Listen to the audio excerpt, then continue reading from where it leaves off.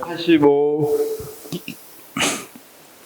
고용노동부 인증을 받고 활동하는 사회적 기업은 취약계층에 대한 일자리 창출에 사회 서비스 수요에 대한 공급 확대 정책으로 시작됐다. 아까 의회에서 제일 먼저 나와 있었죠? 자, 고용노동부 인증을 받고 활동하고 있는 사회적 기업은 비영리 단체 형태의 조직만이 사회적 기업으로 많이 틀렸죠? 사회적 기업은 우리가 어떤 거 영리 사업을 할 수 있다고 그랬죠? 한다고 그랬고, 그다음 고용노동부 인증을 받고 활동하는 사회적 기업은 무급이 아니라 반드시 유급 근로자가 있어야 된다고 그랬죠? 예. 그다음 4번 고용노동부 인증을 받고 활동하는 사회적 기업에 대해 고용노동부는 매년이 아니라 5년마다 실태조사를 해야 된다고 그랬죠? 5번은 고용노동부 인증을 받고 활동하고 있는 사회적 기업이란 사회적 목적을 우선적으로 추구하면서 영업활동을 수행하는 조직이라고 나와 있고, 6번 우리나라 사회적 기업은 취약계층에 대한 일자리 문제 해결과 사회 서비스 수요에 대해서 공급 확대 방안으로 시작됐다. 맞죠? 7번 고용노동부 인증을 받고 활동하고 있는 사회적 기업으로 인정받기 위해서는 민법상 법인, 조합, 상법상 회사 또는 비영리단체 등 대통령으로 정한 조직 형태 아까 그대로 나와 있죠. 8번 고용노동부의 인증을 받고 활동하는 사회적 기업은 자원봉사자로만 아까 유급 근로자가 있어야 된다고 그랬죠. 자, 9번 고용노동부 인증을 받고 활동하는 사회적 기업 다양한 이해관계자가 실질적으로 참여하는 민주적인 의사결정 구조 맞고, 커뮤니티 비즈니스는 혁신적인 이거 아니라고 그랬죠. 이건 중소기업 창업 촉진하고는 관련이 없다고 그랬고, 커뮤니티 비즈니스 일본에서 커뮤니티 비즈니스란 마을 만들기 경험 축적이 비즈니스 차원으로 전개된 것이다 맞고, 커뮤니티 비즈니스는 지역 공동체 단위의 사회적 기업을 함께 공유한다는 점에서 사회적 기업과 유사점이 강하고, 커뮤니티 비즈니스는 일본에서 범블 경제 붕괴 후에 구도심 쇠퇴 현상이 발생하자 지역 활성화를 위한 방안으로 1980년대부터 이용을 사용하기 시작했고, 자, 푸치남이 제시한 사회자본론은 이탈리아 지방정부 제도적 성과와 관련해서 남부 성공하지 못한 지역과 북부 성공한 지역을 비교 연구한 결과이다. 그렇죠? 푸치남은 이탈리아를 보니까 이탈리아 북부 쪽은 약간 어떻다 가톨릭 계열이 좀 강하고, 남부 쪽은 개신교 쪽이 좀 강해. 그럼 북부 쪽은 가톨릭 계열이니까 가톨릭은 어때? 공동체. 요즘도 그렇지만 어때? 요즘도 교황이 있고 쭉 추기경 있고 막 이렇게 내려오잖아. 서로가 서열도 있고 이렇게 공동체적인 측면이 강한데, 교회들은 어때? 다 뿔뿔이죠. 그렇죠?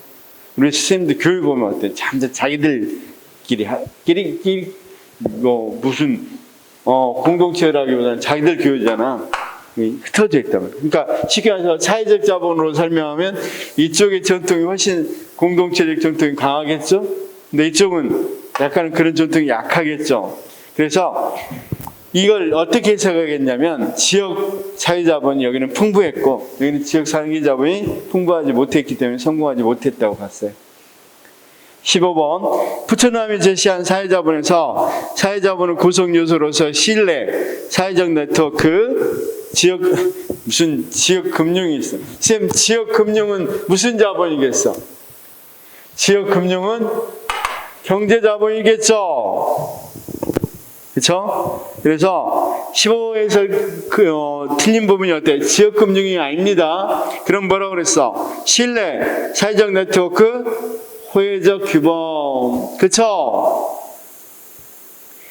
푸치남이 제시한 사회자본론에서 사회자본은 스스로 창출되면서 오랜 기간에 걸쳐 구축되고 나면 짧은 기간 내에 쉽게 사라지지 않는 성격을 지닌다. 쌤, 신뢰나 이런 것들은 짧은 기간 내에 쉽게 사라지지 않죠. 근데 구축하려면 오랜 시간 걸리죠. 푸트남이 제시한 사회자본론에서 사회자본이란 참여자들이 공동 목적을 추구하기 위해 효율적으로 일을 함께 할 수 있도록 만드는 조건을 의미한다. 맞고, 푸트남은 사회적 자본에서 네트워크 규모실을 맞죠? 사회적 자본이 형성되는 경우 거래 비용 감소의 긍정적 효과, 그렇죠? 믿게 되니까 사회자본 이렇게 되면 저 사람 못 믿으니까 더 많이 알아내려고 하겠지만 믿음 있는 사회에서는 그렇게 적어지겠죠. 사회자본은 저점과 협동을 용이하게 만든다. 당연하겠죠. 세계은행은 개발도상국 개발사업에서 사회자본의 개념을 활용하고 있고, 후쿠야마 이 일본계 미국인입니다. 후쿠야마 교수는 신뢰라는 책을 썼는데 한국 사회에서 만연한 불신은 사회적 비효율성의 원인이라고 이야기한다. 우리나라 사람들이 잘 못 믿는다 이거죠. 그건 사실은 뭐다? 사회적 비효율성이 많이 발생하게 된다. 사회자본 이론은 신뢰와 네트워크를 통한 과도한 대외적 개방성에 대해서 지금 이걸 비판받을 리가 없겠죠. 서로 신뢰하고 네트워크를 형성하다고 하는 거니까 틀렸고, 사회자본 이론은 정밀한 사회적 연결망은 신뢰를 강화하고 거래 비용을 낮추며 혁신을 가속함으로써 경제 발전을 촉진할 수 있다. 그래서 요즘 굉장히 사회자본 강조하죠. 25번 사회자본 이론은 푸트남은 이탈리아에서 사회자본이 지방정부 제도적 성과 차이를 잘 설명한다고 아까 설명했죠. 사회자본 이론은 사회자본은 참여자들이 협력하도록 함으로써 공유한 목적을 보다 효과적으로 성취하게 만드는 신뢰, 규범, 네트워크와 같은 사회적 조직의 특징으로 정의할 수 있다. 맞고, 자, 사회적 자본은 신뢰를 통해서 거래 비용을 감소시키는 기능이 있다. 그쵸? 자, 사회적 자본은 단기간에 정부 주도의 국민운동 때문에 그렇게 안 된다고 그랬죠. 사회자본은 오래 걸린다 그랬죠. 신뢰를 쌓으려면. 사회적 자본은 개념적으로 추상적이기에 객관적으로 계량하기 쉽지 않다. 그렇죠. 신뢰가 100만 원어치 신뢰? 150 이런 거 말하기 좀 어렵죠. 그 다음 사회적 자본은 개인, 집단, 지역 공동체, 국가 등 상이한 수준의 정의. 아까 제가 가정에서, 지역에서 이렇게 정의되는 적 있죠? 상이한 수준에서 정의낼 수 있겠죠?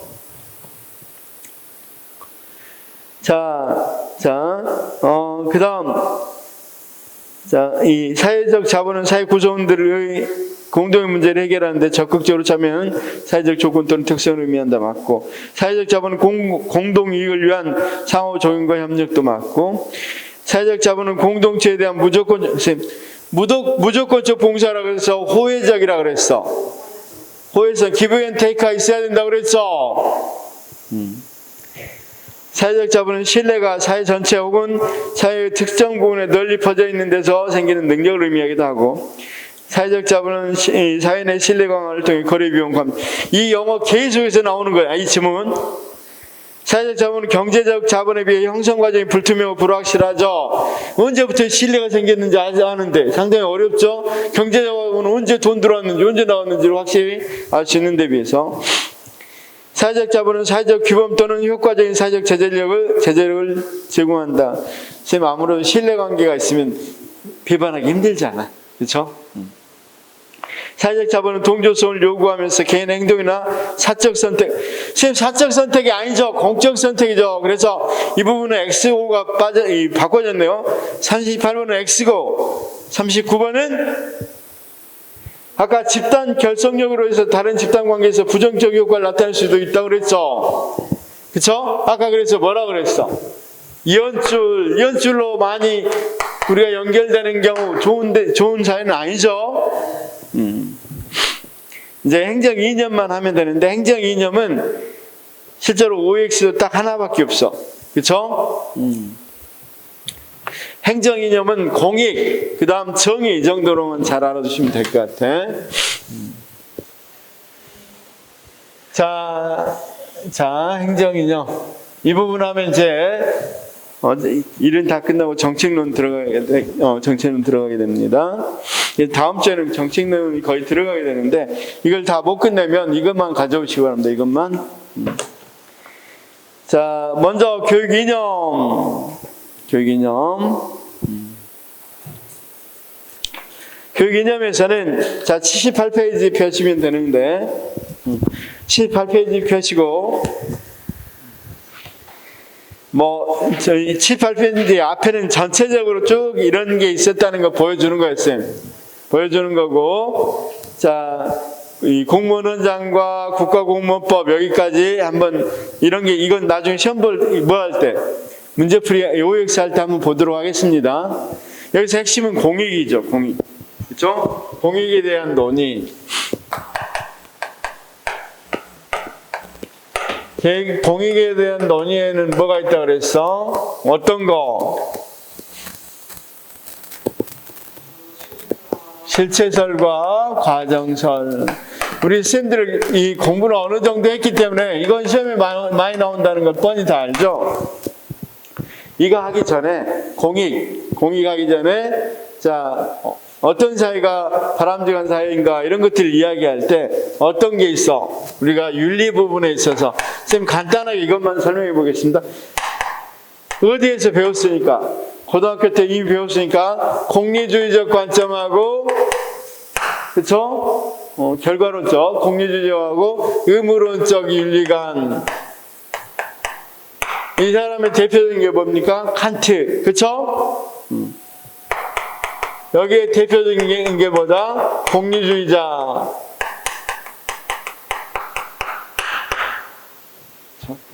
공리주의자 하면 최대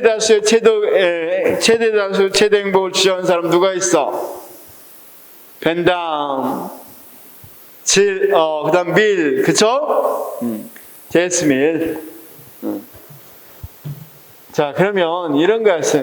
최대 행복은 한 명이라도 뭐하면 더 행복할 수 있다면 더 좋은 사회가 된다는 거야. 자, 51명이 행복하고 50명이 뭐 하더라도 불행하거나 되더라도 51명이 행복하면 더 나은 사회가 된다는 거죠. 한 명이라도 행복하면. 자, 의무론적인 것은 그런 결과론적으로 볼 게 아니라 뭐가 중요하다? 행위의 의도, 행위의 내용 자체가 중요하겠죠. 자, 한번 생각해 봅시다. 서울 시내에 폭파범이 있어요. 서울 시내에 지금 뭘 설치했다? 폭발물을 설치했다. 서울 시내 어디라고 그럴까요? 그냥. 지금 싫은데 하나 이야기해봐. 그래, 알았다. 63빌딩이라고 합시다. 자, 63빌딩에 설치했다고 그래봐. 그러면, 자, 근데 이걸, 이게 어디에 설치했는데 모르고 이거 빌딩이 폭파되면 난리 나겠죠. 굉장히 손해가 많은 사람 죽겠죠. 그런데 이 범인은 딸이 있어, 딸. 그래서 딸을 잡아다가 고문을 하면 뭐 할 수 있어?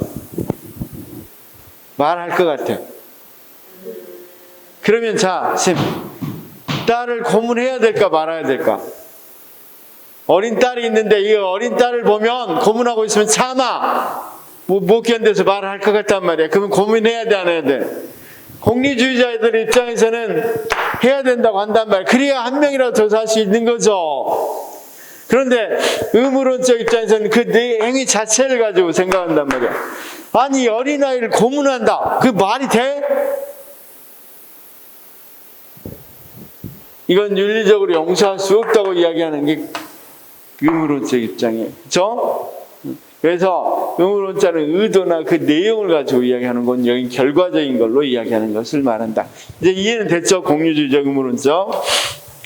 자, 공익에 대한 논의에서도 뭐가 있다? 공공의 이익이라는 게 자, 존재한다는 거야, 실제. 그냥 사익과 다른 공익이라는 게 존재한다는 거야. 공적인 이익이라는 게. 그쵸? 그 다음, 여기에서는 과정설은 그런 게 아니라 하나하나 사익들이 서로 간에 모여서 뭐가 될 수 있다? 공익이 되는 거지. 그쵸? 공익이 하늘에서 뚝 떨어지지 어떤 실체적인 개념으로 공익이란 게 없다는 게 과정설이야. 그래서 의의에서 보니까 공익은 공동체 자체의 이익, 공공의 이익, 공익은 사익을 초월해서 선언적으로 경험적에 대비되는 말이 선언적이야. 경험하지 않더라도 이미 존재하는 것이 선언적이야. 선언적으로 존재한다고 생각한단 말이야. 주장한 사람이 플라톤, 그 다음 루소, 롤즈 이런 사람들이 대표적인 사람들이다. 그래서 자, 다시요. 이 사람들이 어떤 거다? 공익인 사익을 초월해서 선언적으로 존재하는 것이다. 자, 그 다음, 과정설에서 이 공익은 개인 집단들의 타협, 합의의 결과이고, 공익은 사익을 초월해서 선언적으로 존재하지 않는 거고, 특히 슈버트라는 사람이 뭐라고 그랬습니까? 공익 과정설. 사익의 총합이 공익이다. 입장에서 민주적 정부 이론의 중심이 공익 연구라고 한다. 그래서 결국은 개개인들을 총합시키는 것보다 공익이다 이렇게 생각하는 거죠. 그렇죠? 여기는 사익과 구별되는 공익이 있다는 건 실체설이고, 자, 특징은 공익인 사익을 초월해서 존재하는 것, 공익과 사익은 구별된다. 그래서 사익을 시그마한다고 해서 총으로 합친다고 해서 공익이 되는 건 아니다. 공익은 사익과 구별되는 것이고 선언적으로 존재하는 것이 공익이고, 예, 사회 정의, 자연법, 절대선, 공동체의 이익 이런 게 있다는 거야. 그래서 공익이나 사익의 갈등은 없고, 다른 건데 갈등이 있을 리가 없죠. 공익과 사익의 갈등할 경우 공익이 우선하고, 이런 걸 실체설, 그 다음 이런 것들의 합리주의 또는 그럼 공익을 아는 사람은 뭐냐? 그러면 아무래도 엘리트라고 이야기하겠죠. 그래서 엘리트론에 각각 엘리트론자들하고 연계되어 있고, 자, 과정설은 공익은 사익의 총합이요 타협의 결과물이고, 공익과 사익의 총합은 방금 시그마 사익은 공익이 될 수 있는 거고, 어떤 사익도 공익이 될 수 있고, 공익과 사익은 충돌할 수 있고, 선언적으로 존재하지 않는 공익, 그렇죠? 그런 건 없고, 그러니까 산업적으로 존재하는 공익은 없고, 이 공익 형성의 대상이다. 형성의 대상이다. 예로 이익 집단론, 적법 절차, 공익과 사익은 갈등할 수도 있고, 그렇죠? 그다음 과정설, 점증주의, 다원주의 이렇게 될 수 있겠고, 장점은 집단 이기주의 극복에 도움을 줄 실체설이 있다는 건, 그다음 국가 우월적 입장이고, 행정의 목민적 역할 강조. 그래서 행정이라는 것은 백성들을 잘 깨우치라는 뜻이야, 목민. 공익 형성에서 관료들의 중립적 역할을 강조하고, 국민 주권 원리 강조, 다양한 이익들의 조정자. 왜냐하면 이익들이 모여서 총합된 게 공익으로 봤으니까.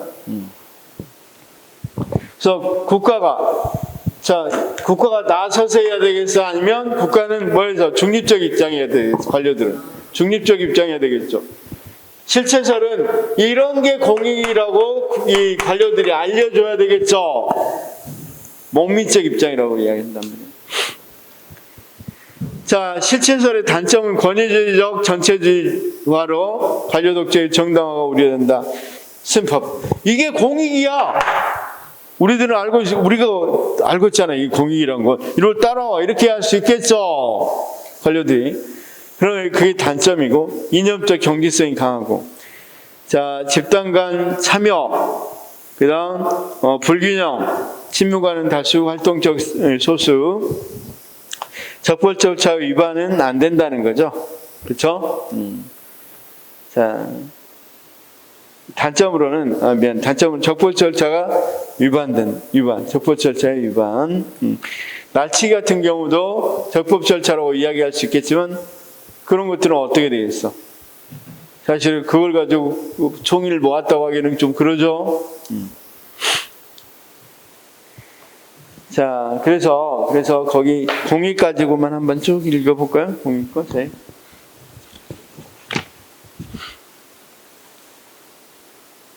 자, 107페이지.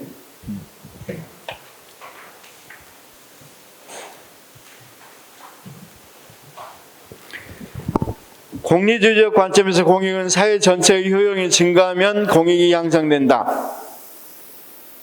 그렇죠. 사회 전체의 효용. 공리주의적 관점에서 공익은 목적론적 윤리관을 따르고 있다. 그렇죠. 결과 목적. 공리주의 관점에서 공익은 효율성보다는 아니죠. 아까 한 명이라도 더 최대 다수의 최대 행복이라고 그랬죠. 따라서 효율성의 측면에서 이야기되고 있죠.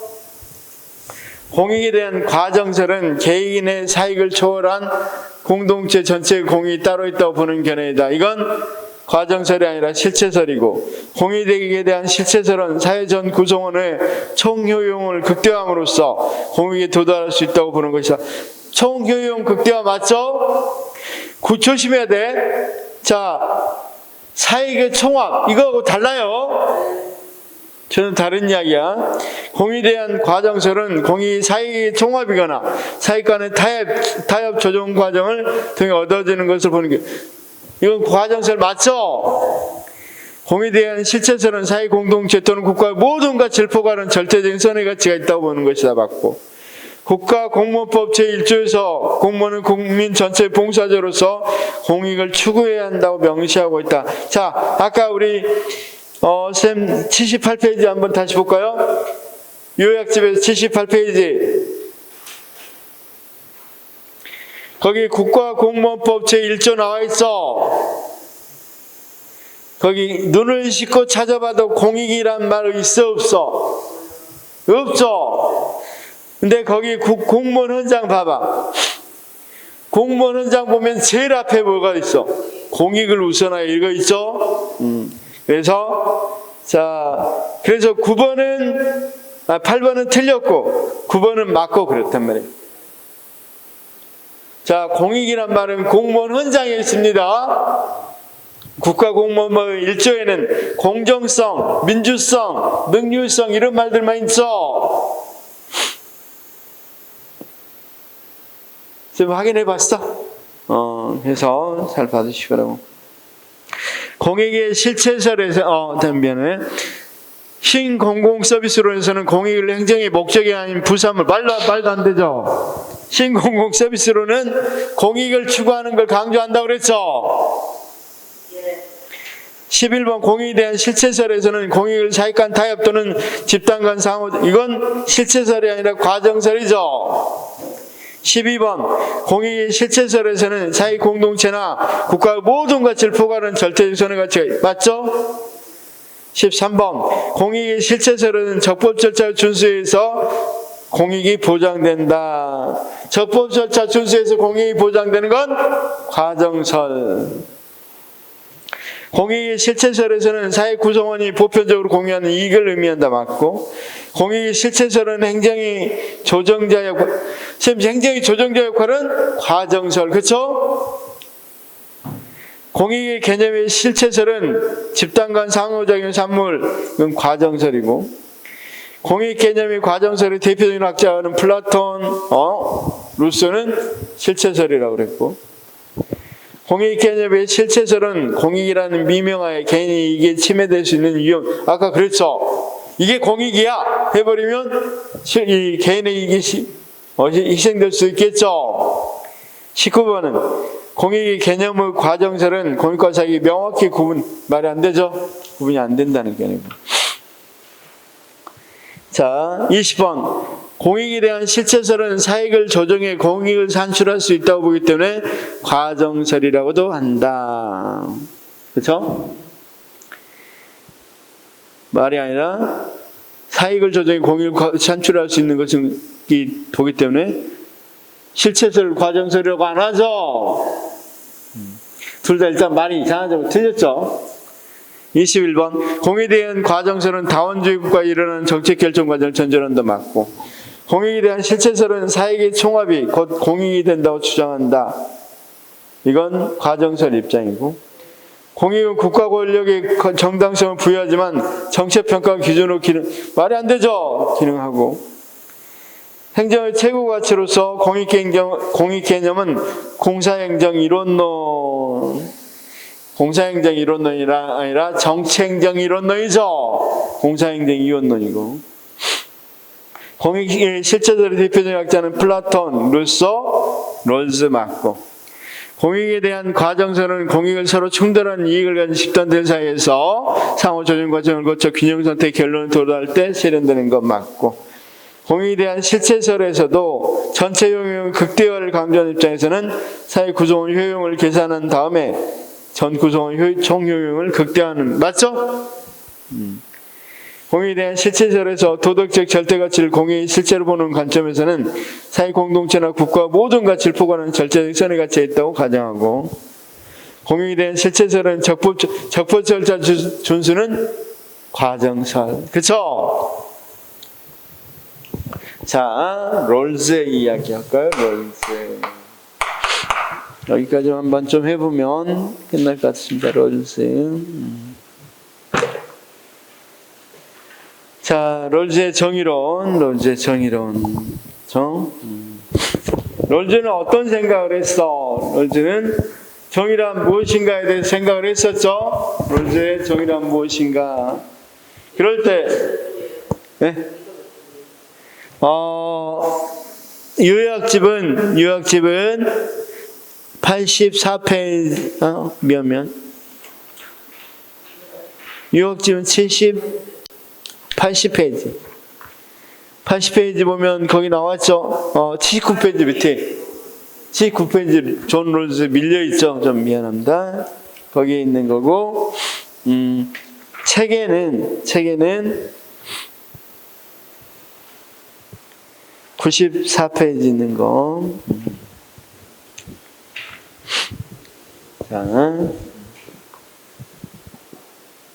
자, 쌤 한번 생각해봐.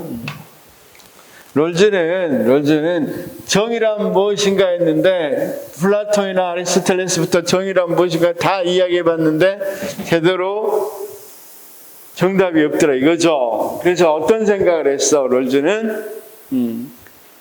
자, 일단은 우리가 축구를 찰 때도 뭘 잘하면 일단 규칙을 정해놓고 이 절차를 잘 지키면 어떤 결과를 나와도 우리는 수긍할 수 있겠죠. 서로 간 합의해서 규칙을 정해. 그리고 이 정의를 잘 지키면 그 나온 결과에 대해서 뭐 하겠어? 뭐 합의하고 그런 세계가, 그런 사회가 뭐 정당한 세계라 또는 정의로운 세계라고 이야기할 수 있겠죠. 어떻게 어떻게 하든지. 그래서 이런 생각을 했어. 자, 그러면 어떻게 일단 규칙을 정하고 이것에 대해서 합의해서 규칙을 정하는 문제가 일단 있어야 되겠죠. 그래서 나온 사회적인 것들, 사회는 뭐 어떤 사회가 있다? 바람직한 사회라고 생각을 했단 말이야. 그래서 롤즈가 생각하는 건 이런 생각을 했어. 자, 우리 쌤들 한번 머리를 가볍게 하고 사고 실험을 해봅시다. 실제로 실험하는 게 아니라 사고 실험. 그렇죠? 사고로 실험을 한번 해봅시다. 우리가 어떤 사회를 만든다 그래. 아까 우리가 축구 같은 게 축구 나와서 어떤 결과 나오면 공정하다고 생각하죠. 왜? 그래서 축구에서는 서로 합의하에 규칙을 만들어 놓고 그 규칙대로 경쟁해보고 나온 결과들이니까 공정하죠. 그럼 그런 사회는 우리가 공정한 사회라고 이야기할 수 있단 말이야. 물론 심판 몇 수하거나 그러면 안 되겠지. 일단 그러면 우리가 사고 실험 한번 해봅시다. 우리가 사회를 한번 만들어 봅시다. 사회를 만들어. 그럴 때 이제 규칙을 정해서 만들어야 되겠죠. 그럴 때 제일 먼저 뭐 해야 돼? 무지의 배려를 쓰자는 거야. 일단은 우리가 어떤 사람이 될지에 대해서 전혀 뭐 해야 된다? 몰라야 돼. 우리가 규칙을 정할 때. 우리가 만든 이 사회에서는 내가 대통령이 될지 아니면 노숙자가 될지 그런 거 전혀 모른다는 거야. 그걸 뭐라 그래? 무지의 배리라 그래. 무지의 배리. 그렇죠? 그리고 나서 자기 자신은 어떤 위치에 있는지, 그러니까 모른다는 게 무지의 배리고, 어떤 위치에 있는지 완전히 모르는 상태다. 원초적 자아 상태다. 자, 지금부터 이제 쌤들 그 입장이라고 생각. 우리는 몰라 미래를 지금 어떤 사회를 만들어야 돼. 그리고 규칙을 만듭시다. 서로 간에 합의. 어떤 게 합의할 수 있는지 봐봐. 일단 이거 합의할 수 있겠죠. 누구나 자유를 갖게 하자. 이건 합의할 수 있어 없어? 일단 어떤 사회 만들래? 자유로운 사회 만들자. 누구나 제일 첫 번째 조건은 누구나 억압된 게 아니라 자유롭게 만들자. 자유로운 사회를 만들자. 이건 합의할 것 같아, 안 할 것 같아? 합의하겠죠. 자, 이거 반대하는 사람 있을까? 자유로운, 누구나 자유롭게 하자. 자유롭게 하자. 두 번째는, 아까 원초적 자아라 그랬지. 내가 뭘로 태어날지는 모르죠. 그런데 내가 부유하게 이재용 씨 같이 태어날지 아니면 가난한 집에 태어날지 누구도 모르기 때문에 일단 그런 건 어떻게 태어날지 모른다 하더라도 최소한 뭐 해야 돼? 내가 아무리 가난하도 나한테 기회는 줘야 되겠죠. 이거 태어난 건 내가 뭐 할 수 없어. 정할 수 없으니까 최소한 기회라도 공정하게 줘야 되겠죠. 그래서 자, 일단 자유를 주고 두 번째는 어떤 걸 주자? 공정한 기회를 주라. 그래도 해볼 수 있는 기회는 줘야 될 거 아니야. 태어나게는 뭐 이렇게 뭐 하더라도 뭐 이재용 씨 같이 태어나지 않았더라도 어디 한번 노력을 해서 뭔가 이루어 볼 수 있는 기회는 줘야 되겠죠. 두 번째는 공정한 기회 원리란 말이야. 그렇죠? 기회 균등의 원리. 그럼 세 번째는 자, 이런 상태까지 가면 그래도 가장 낮은 위치에 있는 사람에게 그래도 그 낮은 위치에 가고 싶지는 않았잖아. 그리고 가장 좋은 쪽에 배려를 해줘. 왜냐하면 스님들이 지금 뭐가 대통령도 될 수 있지만 노숙자가 될 수도 있잖아. 내가 노숙자가 다음 세계에 노숙자로 태어난다. 또는 내가 만든 세계에서 노숙자로 돼버린다면 최소한 어떻게 돼? 이 사람들도 인간만큼 살 수 있게는 해줘야 될 거 아니야. 그건 내가 뭐 쓴 게 아니니까. 내 노력으로 그런 게 아니니까. 그러면 이런 사람들에게 공정한 보상을 해줘야 되겠다. 그래서 자, 어떤 거? 이 사람 이건 항상 목적어하고 동사라고 생각해요. 최소에게 최대, 그렇죠? 최소 여기서부터 읽으면 최대 최소 원리의 입각에서 배분해줘야 되겠죠. 그게 차등 조정의 원리예요. 가장 못 사는 사람들에게 그래도 가장 많은 대우를 해줘야 뭐 할 수 있어요. 가장 낮은 위치에 있는 사람 공정하게. 자, 불만 있습니까? 일단은 생각해봐. 새로운 사람 이거 세 가지 합의할 수 있겠어, 없겠어? 누구나. 아니, 왜냐하면 선생님이 무엇으로 태어날 수 있으니까 노숙자로 태어날 수 있으니까. 자, 한번 해봅시다. 누구나 자유롭게 세상 만들자. 반대하는 사람 있어요, 여기? 누구나 자유를 주자. 두 번째, 아무리 어떻게 태어나든 간에 기회는 주자. 동등한 기회는 주자. 내가 과외를 할 수 없는 위치에 태어났다 하더라도 대학교 시험 볼 수 있는 기회는 줘야 될 거 아니야. 그럼 반대할 사람 누가 있겠어? 스님들이 어떻게 태어날지 어떻게 알아서? 세 번째는 그래도 이건 내 노력으로 그렇게 태어난 게 아니니까 가장 낮은 위치에 있는 사람들에게는 어느 정도 그래도 가장 많은 도움 주기로 한다면 우리가 만약에 기부금 같은 거 주기로 하면 가장 못 버는 사람에게 가장 많은 돈을 주는 것이 가장 많이 되도록 하는 것이 바람직하지 않겠냐 이 말이야. 그것에 대해서 반대할 수 있어 없어? 그럼 이렇게 합의됐네? 그럼 이런 합의된 규칙으로 뭐 하게 되면 사회가 운영되면 정의로운 사회가 될 수 있어 없어? 그래서 제1의 원리로 무슨 원리를 이야기해? 동등한 자유의 원리를 이야기한단 말이야. 제2의 원리로 기회 균등의 원리를 이야기한단 말이야. 그러니까 크게는 두 가지 원리인데 그럼 기회 원리에서 첫 번째는 거기 같이 제1 원리로는 동등한 자유 원리, 제2 원리로는 기회 균등의 원리. 그렇죠?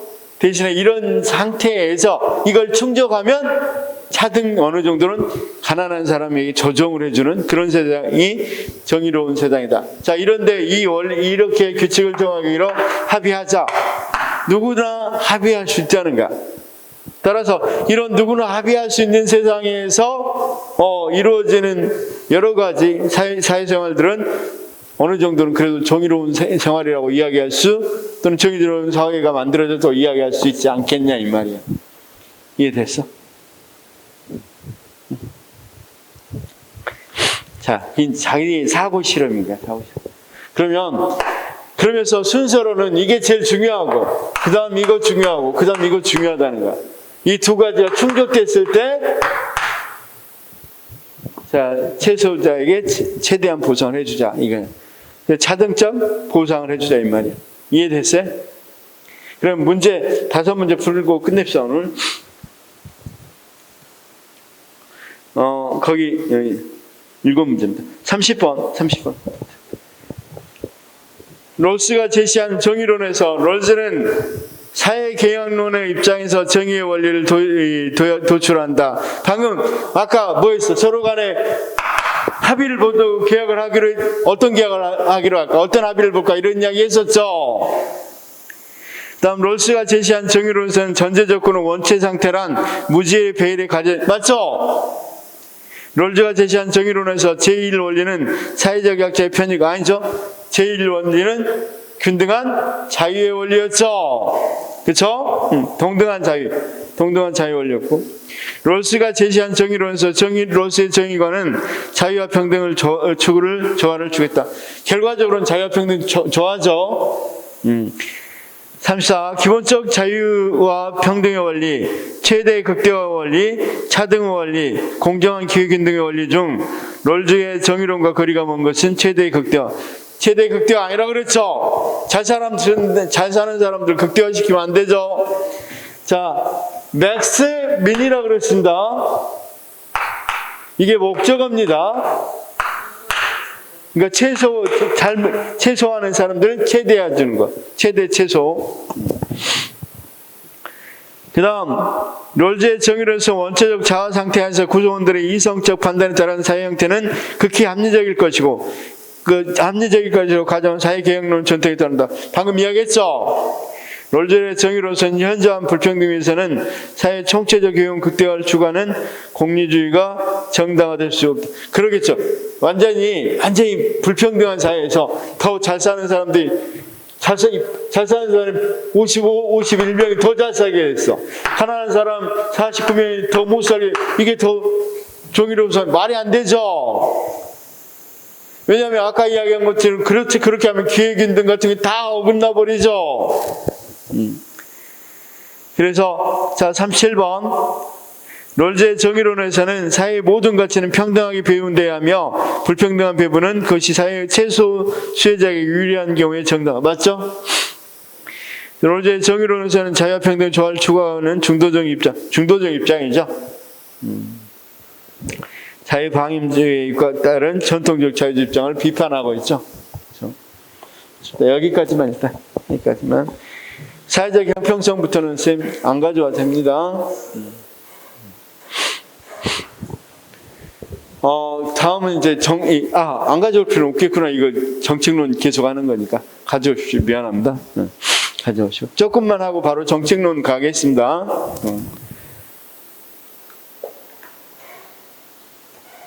자, 오늘 수고하셨습니다.